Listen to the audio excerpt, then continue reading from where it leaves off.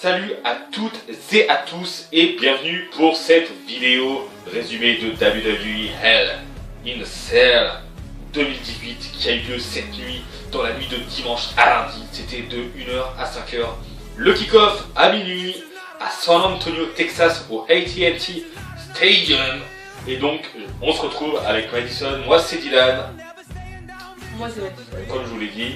Donc on va résumer cette soirée, on va vous donner nos notes, on va revenir sur cette carte, on va revenir sur ce Hell in a Cell 2018, voilà, on va vous donner notre avis, etc. etc.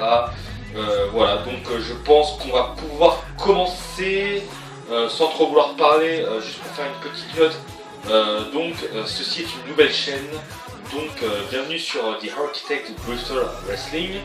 Donc voilà, donc en fait c'est qu'avant on avait une ancienne chaîne et voilà, on a voulu tout recommencer à zéro, retravailler le concept, etc. Donc nous voilà sur cette nouvelle chaîne, donc voilà, avec un petit décor avec nos pop, nos plus belles pop, voilà, tout ce qu'il faut. Donc on espère que vous allez apprécier.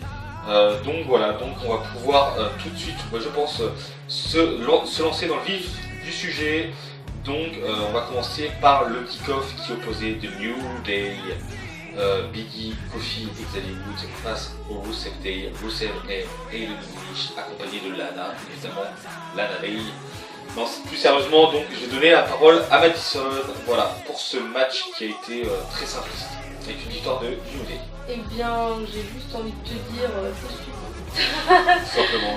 moi franchement les kick-off, moi ça a toujours été...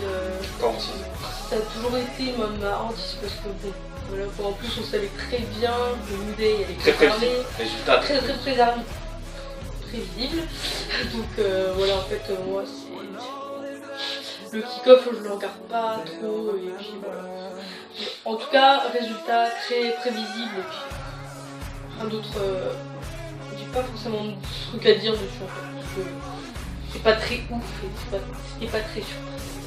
Je suis assez d'accord avec elle, on a eu un kick-off oui, donc plutôt prévisible. Donc Rusev Day qui était challenger, qui avait gagné un match de qualification pour devenir challenger numéro 1 il y a quelques semaines du côté de SmackDown Live. Donc voilà, donc victoire du New Day, still WWE SmackDown Tag Team Champions. Donc voilà, tout simplement. Voilà, Rusev Day, j'ai l'impression qu'ils ont un peu été mis là en tant que bouche-trou, si vous voyez ce que je veux dire. Pour moi, réellement, ils ont beau, Rusev et Aiden English ont beau être over, la gimmick Rusev Day a beau être over. Clairement, la WWE ne croit pas en Rusev Day et ça se ressent très clairement. Et donc, je pense que c'est aussi, voilà, c'était tellement prévisible que le New Day allait conserver, ils sont champions depuis très longtemps, en plus ils ont gagné des titres il y a aussi quelques semaines du côté de SmackDown Live, après SummerSlam si je dis pas de bêtises. Donc voilà, victoire du New Day, donc voilà, leur règne continue. Donc on va tout de suite passer, je pense, au pay-per-view, donc on passe aux choses sérieuses. Donc avec l'opener qui opposait Randy Orton face à Jeff Hardy. Donc on a eu le match. On a eu le match avec cette un match avec beaucoup de hype. Avec cette toute nouvelle cage, donc cage couleur rouge. Pas que c'était... tu vois, mais changer la couleur comme ça de la cage, c'est un peu... Ouais, c'est qu'on était habitué, voilà, ouais, voilà. C'est le classique. Et là, c'est vrai que la WWE a dévoilé dans un Facebook Live la nouvelle structure qui est donc, comme Madison l'a dit, rouge. Donc Red Hell in a Cell. Parce que ça fait un peu penser au démon, c'est le rouge. Voilà, c'est ça exactement, ça va être le thème du pay-per-view. Voilà. Donc c'est vrai que dans ce sens-là, on peut pas reprocher à la WWE d'avoir fait ça, mais on était habitué à notre Hell in a Cell classique, voilà, la structure, voilà. Oui, si je ne me trompe pas, je crois qu'il est un peu moins haut, la nouvelle structure est un peu moins haute que l'ancienne. Je crois avoir vu une comparaison sur les réseaux sociaux, je suis pas sûr. En tout cas, match. Je m'avancerai pas sur ça. Mais voilà, donc Randy Orton face à Jeff Hardy en Hell in a Cell match. En tout cas, match très... ils ont utilisé, donc ils ont respecté totalement très barbare. Hell in a Cell match, donc très barbare, surtout Randy Orton. On s'est demandé à un moment si Jeff Hardy n'avait pas des oreilles en caoutchouc. Exactement, tournevis à travers le lobe de l'écarteur le lobe d'oreille de Jeff Hardy.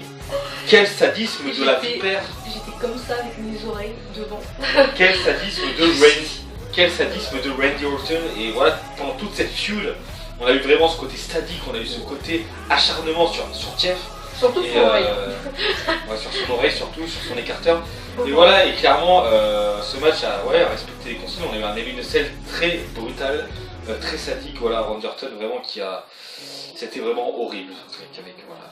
C'était horrible et donc on va parler de la fin de match évidemment. Donc qui a vu Jeff Hardy donc se suspendre en haut du Hell in a Cell de la structure. Donc voilà. Donc un peu dur à vous expliquer, mais il était accroché en comme ça. En fait, il a voulu en faire hauteur, il a essayé de se pivoter. Il a voulu faire référence au nouveau jeu Spider-Man qui vient de Exactement. sortir et qui fait fureur Voilà. en ce moment. Sur PS4. Non, donc sérieusement, Jeff Hardy évidemment qui a pris de la hauteur. Et donc il a essayé voilà, il était On s'est demandé si vous en haut de voulez la pas faire structure. on s'est demandé si vous voulez pas faire un Swanton Bomb dans ce. On sait pas trop ce qu'il voulait faire, mais en tout cas il est retombé pile sur une table. Randy Orton a donc évidemment eu le temps de se retirer et Jeff Hardy s'est écrasé violemment sur la table qui était donc disposée juste en dessous. Et donc voilà, il s'est écrasé totalement et voilà, ça c'est quelque chose de fou parce que il s'est détruit. On connaît Jeff Hardy et ça aurait pu être un Swanton Bomb duo de la structure. Non, il c'était très haut déjà, il était très haut. Il était monté, voilà, il était accroché à la structure et c'est vrai que j'ai remarqué que c'était un peu moins haut. Je crois que la structure était moins haute due au... Vraiment, le Hell in a Cell a complètement changé, que ce soit la couleur, je crois, et la hauteur. Mais bon, voilà, on va pas trop revenir sur ça. Victoire de Randy Orton. Voilà, donc moi j'avais pronostiqué Jeff Hardy. Donc je me suis totalement plantée. Mais bon, comme moi, parce après, que Jeff Hardy a beaucoup mangé dans cette crise, il a beaucoup pris, il a pris cher. Que ce soit Jeff Hardy ou Randy Orton qui ait gagné, ça ne me déplaît pas. Donc très bon match dans l'ensemble en tout cas. Ouais, très bon opener, très brutal, très bonne rivalité entre les deux, ça a été une très bonne rivalité. Est-ce que ça va se poursuivre? On ne sait pas. Est-ce que Jeff va prendre du repos? On ne sait pas. Est-ce que Jeff va prendre sa retraite? On ne sait pas. Car voilà, une petite pensée à Matt qui a pris sa retraite, donc Matt Hardy. Donc voilà, une légende, il faut le dire quand même. Du moins une superstar, excusez-moi, très importante dans l'histoire de l'AEW, Nuki. Enfin, du moins, non. Mais part à la retraite et c'est quand même assez troublant. Enfin, assez dommage. Mais voilà, donc Jeff Hardy, quelle est la suite pour Jeff Hardy? On ne sait pas, mais voilà, Randy Orton qui sort victorieux de ce match et il a été vraiment sadique. Le dos de Randy Orton a pris énormément. On l'a vu de toute façon pendant le match, on a vu d'autres photos. On a vu d'autres photos après, oui, c'était vraiment impressionnant, il avait le dos en sang. Il était vraiment. Voilà. Le catch est fake. Voilà, les gens nous diront ça après. Nous diront que c'est passion. En fait, c'est de la limonade. Tu sais qui s'est écoulé dans le dos. C'est du sirop de grenadine. Non, donc sans déconner, Randy Orton avait le dos escarté, c'était horrible et c'était vraiment brutal. Et quel opener, comme Edson l'a dit, très bon match. Donc, je pense qu'on va passer au prochain match et à la suite de cette carte. Donc, c'était un match que j'attendais énormément. Le résultat m'a beaucoup plu. Donc, il faut en parler. Becky Lynch face à Charlotte Flair pour le SmackDown Women's Championship. Ton avis? Alors, très bon match dans l'ensemble. De toute façon, les deux se connaissent super bien, donc dans le ring, vraiment pas quelque chose qu'on a peur en fait, qu'on a peur de ce qu'elles peuvent donner. Elles se connaissent très bien, font très bonnes choses. J'attendais énormément ce match. Je sais qu'au début j'avais été extrêmement déçue que ce soit pas dans un Hell in a Cell match féminin. Mais bon, c'est pas grave, ils se sont rattrapés. C'est vrai que le match était super bien. Enfin, il était pas super bien, mais il était bien quoi. Il était regardable, il y avait de la qualité. Il était de toute façon. Charlotte Flair dans un ring. Voilà, Becky Lynch aussi. Moi j'avais pronostiqué Charlotte Flair parce que je pensais énormément que Charlotte Flair allait conserver. Mais je voulais que Becky Lynch gagne, tout comme toi je pense. Mais j'avais pronostiqué Charlotte Flair dans le sens où je pensais vraiment qu'il allait la faire. Allait la faire que Becky allait encore avoir une opportunité ratée. Sauf que en fait, grosse surprise, Becky Lynch win le titre. Mérité, tout simplement mérité. Et là, au moment où Charlotte justement demande à serrer la main de Becky Lynch, on s'attend au double turn. Voilà. On avait eu des rumeurs sur ça, on avait eu voilà, quelques spéculations. Parce que depuis que Becky Lynch a tourné, elle se fait énormément acclamer. Popper, voilà, les fans sont vraiment derrière Becky Lynch, ils veulent vraiment la voir réussir.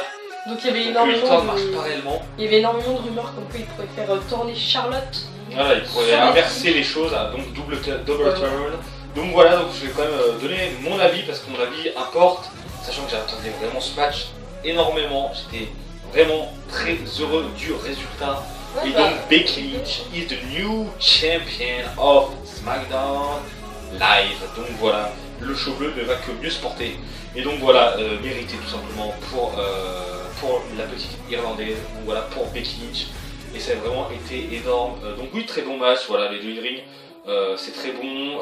Elles se connaissent bien, deux anciennes meilleures amies, voilà, vu que maintenant, cette guerre vraiment entre les deux, la rivalité était magnifique, j'ai vraiment adoré pendant ces semaines à SmackDown Live. Comme Maddy l'a dit, la seule chose peut-être c'est que les fans sont un peu trop présents derrière Becky Lynch, donc c'est vrai que ça contrecarre un peu les plans de la WWE, voilà, parce qu'elle veut vraiment assumer Becky Lynch comme top heel et les fans sont vraiment derrière en mode voilà, on l'adore comme une face, alors que non, Becky Lynch est bel et bien heel. Donc oui, elle a refusé le serrage de main à la fin, en fin de match. Donc nouvelle championne, c'est tout ce que je voulais, en tout cas c'est vraiment ce que je voulais.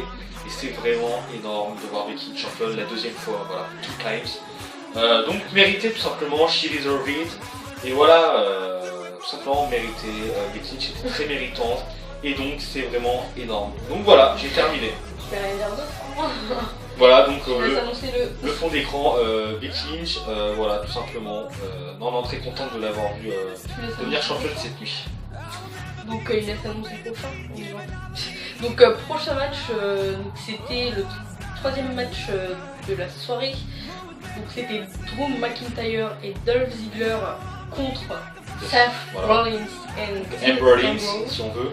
Rollins pour les WWE Raw Tag Team Champions. Voilà, les titres par équipe du côté de Raw. Voilà, donc je te laisse donner. Ouais, parce que c'était un très bon match. Un très bon match tout simplement.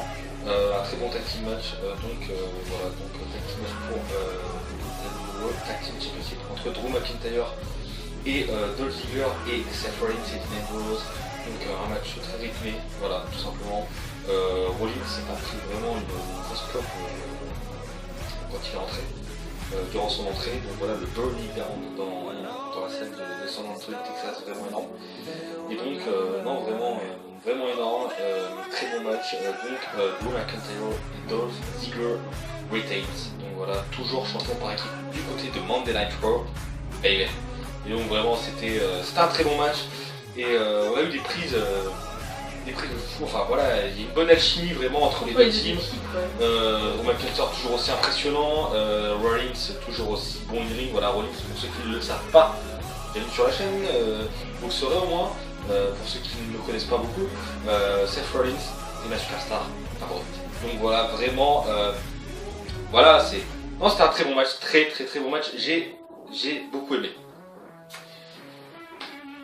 Que dire après tout ce que tu as dit? Non, franchement, j'ai aimé tout simplement.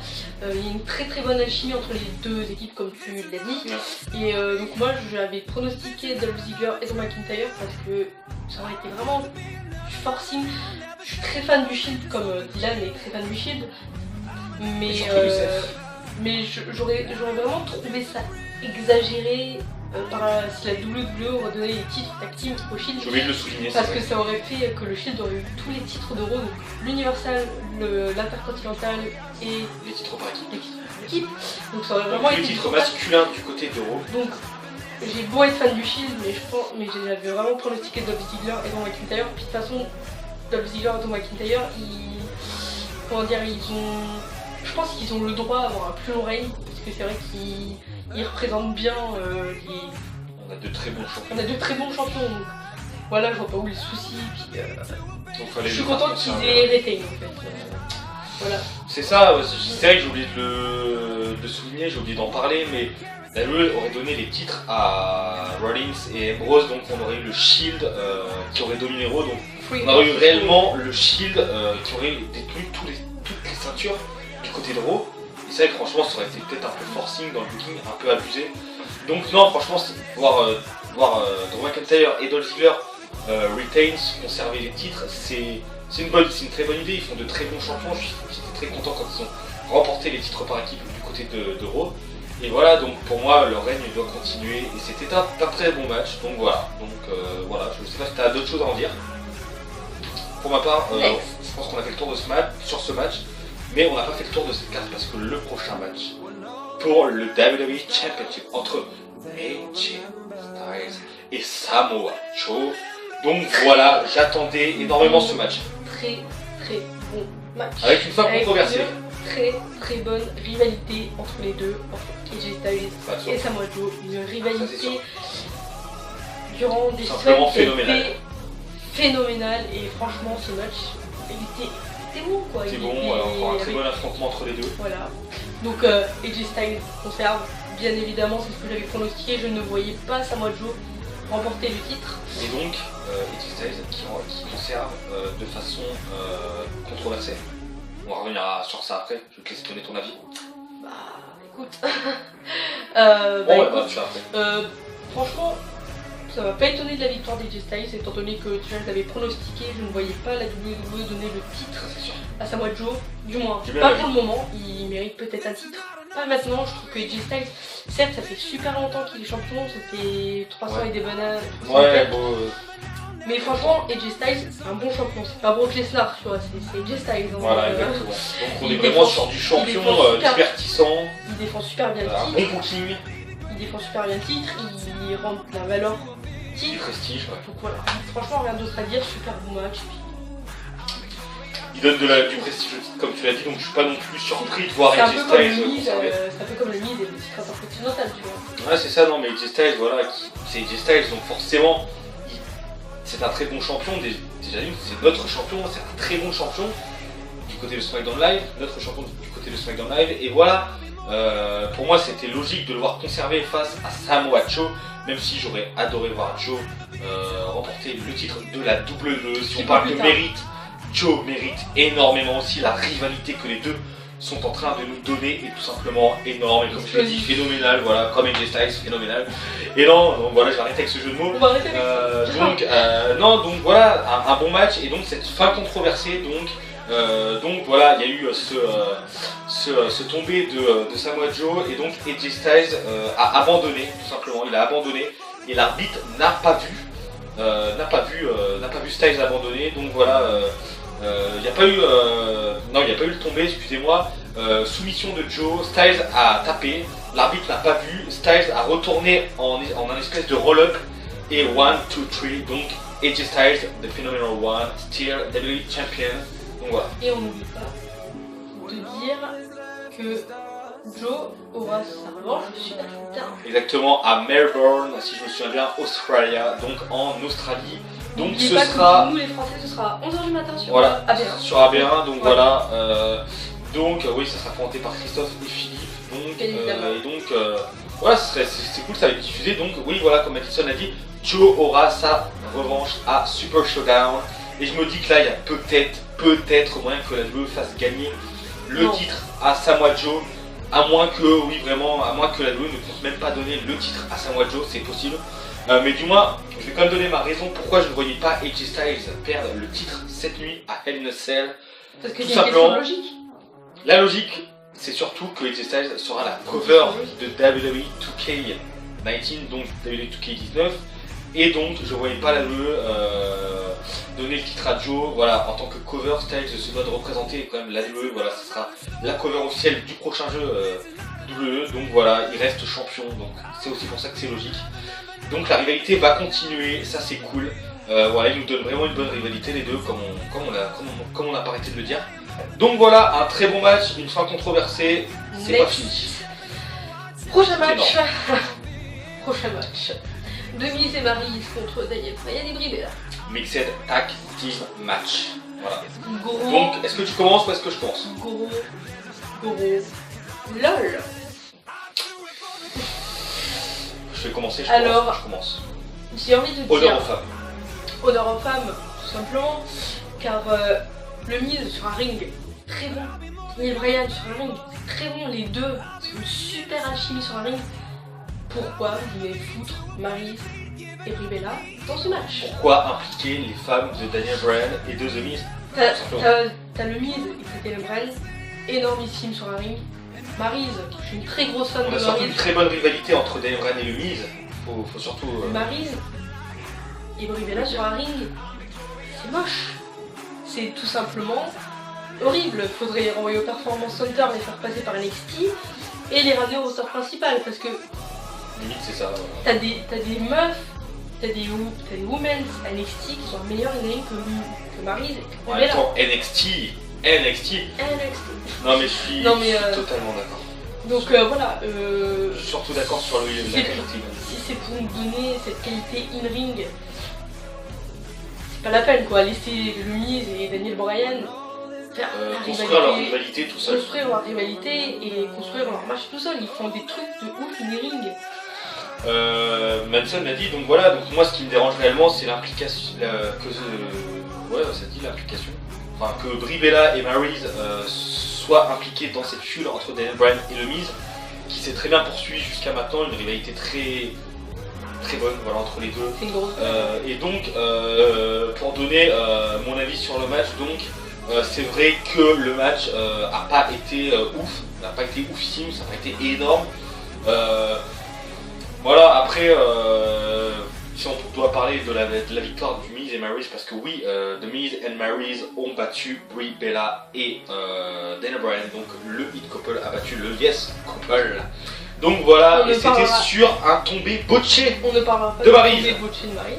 Voilà, donc Maryse qui arrive à botcher un tombé. Donc voilà, j'adore Maryse aussi, voilà, j'ai aussi toujours beaucoup aimé Maryse, voilà, Maryse quoi, voilà. Elle est bonne. Mais elle est magnifique Maryse, mais voilà, tout simplement in-ring c'est plus du tout ça, elle a plus le niveau. Je m'attendais pas à grand chose de toute façon, que ce soit Brie Bella qui n'arrive pas à vendre un Suicide Dive ou Maryse, donc voilà, qui arrive à botcher à Hell in a Cell un tombé quand même, un pin, voilà, c'est dommage tout ça. C'est surtout dommage pour Daniel Bryan et le Miz, ils auraient dû vraiment continuer à centrer. La WWE aurait dû les laisser en un contre un dans cette rivalité. À noter qu'ils s'affronteront en parlant de Super Showdown, ils s'affronteront à Super Showdown. Voilà. Mais voilà, donc victoire du Miz et de Maryse, donc c'est pas terminé entre Daniel Bryan et The Miz, en tout cas ça c'est sûr, je pense que voilà. Oh non, maintenant, la rivalité va bien aller jusqu'à WrestleMania. Au moins, donc voilà, on a eu ce Mixed Tag Team Match, donc voilà, impliquer Brie Bella et Maryse, pour moi c'était pas la meilleure solution depuis le départ. Mais voilà, donc ce match a pas été très bon, je sais pas vraiment ce que t'en as pensé globalement, donc non, t'as pas beaucoup aimé non plus. Donc voilà, j'ai pas non plus aimé énormément, pourtant je suis un grand fan de Daniel Bryan aussi. Mais voilà, donc le match pas excellent, sûrement dû au fait qu'on a ajouté Maryse et Brie Bella. C'est un peu comme le prochain match, on va en parler vite fait, hein. J'étais pas hype. Ronda Rousey contre Alexa Bliss. Ronda Rousey. Women's Championship. On n'a pas besoin de le dire, on s'en bat les couilles. Non, je rigole, c'est pas vrai. Ronda Rousey qui bat Alexa Bliss. Non, sans déconner. Grosse surprise de la WWE. J'étais pas hype par ce match parce que non, Ronda Rousey me plaît en tant que championne. Je dois dire la vérité. Non, elle te plaît, ça. J'aime beaucoup Ronda Rousey en tant que championne. Alexa Bliss, de toute façon, j'ai pas envie de revoir Alexa Bliss championne pour le moment. Alexa Bliss, parce que Alexa Bliss, oui, mais Alexa Bliss, voilà, c'est un peu du surpush, quoi. Voilà, c'est un peu comme. Non, moins que Charlotte, quand même. Moins que Roman Reigns, ça c'est sûr. Et non, je dis ça, mais j'adore Roman Reigns, je tiens à le préciser, et j'adore le règne de Roman Reigns. Mais Alexa Bliss, clairement, c'était du surpush. Alexa Bliss, c'est bonne. Et voilà. Au micro. Alexa Bliss, c'est une bonne heal. Alexa Bliss, c'est bonne tout court. Non, je rigole. Non, sans déconner, la petite touche humour. Non, donc sans déconner, donc voilà, je voulais pas revoir Alexa Bliss championne, mais Ronda Rousey qui conserve évidemment, voilà, elle va pas perdre le titre maintenant. Elle est devenue championne à SummerSlam récemment, donc le mois dernier. Donc voilà, non, donc victoire de Ronda Rousey, voilà, donc sur Alexa Bliss. Donc Ronda Rousey toujours championne. Rien d'autre à dire parce que le match non ne me hype pas, le rematch entre les deux ne me hype pas, voilà. C'était de la merde. Donc le match était voilà, normal, non pas terrible. Non, ouais, voilà. Et là on passe au main event, donc main event time. Roman Reigns contre Braun Strowman pour le WWE Universal Championship. Avec Mick Foley en tant qu'arbitre spécial. En Hell in a Cell match. Special guest referee Mick Foley. En Hell in a Cell match. Évidemment. Et on va préciser que Braun Strowman a encaissé sa mallette il y a quelques semaines, voilà. À 3 semaines du pay-per-view pour avoir ce match. Donc Braun Strowman a perdu la mallette et a perdu le match. Voilà, tout simplement. Donc Braun Strowman rejoint non mais ceux qui avaient annoncé leur cash-in à l'avance. Si je me trompe pas, je crois qu'il y avait RVD, je crois qu'il l'avait fait il y a quelques années. Mais le souvenir que j'ai surtout, c'est John Cena qui avait encaissé sa mallette pour Raw 1000, il l'avait annoncé. On a vu CM Punk face à John Cena et John Cena n'avait pas remporté le titre, donc voilà, c'était un échec. Et donc voilà, Strowman a loupé rejoint ceux qui ont loupé leur cash-in en annonçant, en annonçant le cash-in bien à l'avance. Donc Roman Reigns, toujours Universal Champion, mais attention, on a eu une fin de fou. The Beast is back. Donc Brock Lesnar is back. Donc pour ceux qui ne le savent pas, je suis une grosse hater de Brock Lesnar. Je n'aime pas Brock Lesnar, je déteste Brock Lesnar, je ne vivrai jamais Brock Lesnar, tu vois le truc ou pas? Donc Braun Strowman, Brock Lesnar, pardon, qui arrive à la fin, qui démonte totalement la porte de on va reclasser un peu les choses parce qu'on a oublié de le dire. Oui, non, mais donc entre deux, on a eu l'arrivée de Dolph Ziggler et Drew McIntyre qui ont été rejoints par Seth Rollins et Dean Ambrose. Donc on a eu cette bagarre cette brawl qui a débuté entre Drew McIntyre, Dolph Ziggler et Dean Ambrose et Seth Rollins. Donc ça s'est poursuivi jusqu'en haut du Hell in a Cell. Ils se sont tout simplement détruits et on a eu donc Seth Rollins, un angle où Seth Rollins et un spot où les deux, Seth Rollins et Dolph Ziggler, ont chuté. Donc voilà, ils étaient accrochés au Hell in a Cell et ils ont chuté tous les deux en même temps. Ils se sont écroulés sur l'étape des commentateurs. Et donc voilà, après ça, c'est là que Brock Lesnar a fait son retour. Comme Elson a dit, il a défoncé la porte du Hell in a Cell, il l'a défoncé comme si c'était, je sais pas moi, c'est une porte, voilà, c'est censé être très sécurisé. Bon, putain, il arrive, il pète ça comme ça, il casse ça comme ça. C'était prévu à ce que ce soit. Non, mais voilà, donc non, voilà, les stars vraiment, il a cassé, il a tout cassé et il a détruit. Il détruit Mick Foley avec la célèbre bombe à gaz, voilà, dans les yeux de. C'est sûr que l'eau ça mouille les yeux. Dans les yeux de Mick Foley, donc voilà, Mick Foley qui se retrouve aveuglé. Et Brock Lesnar qui en profite pour détruire Braun Strowman et Roman Reigns, les deux en même temps, pour faire passer simplement un message. Brock Lesnar qui voulait son rematch depuis des semaines. Et voilà, Roman Reigns et Braun Strowman détruits donc le show. Le pay-per-view, c'est terminé sur ça.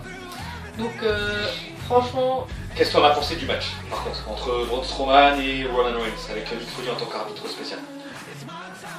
Tu vois, ma main danse là. Pas terrible, et il y a beaucoup de fans qui n'ont pas été d'accord concernant la fin.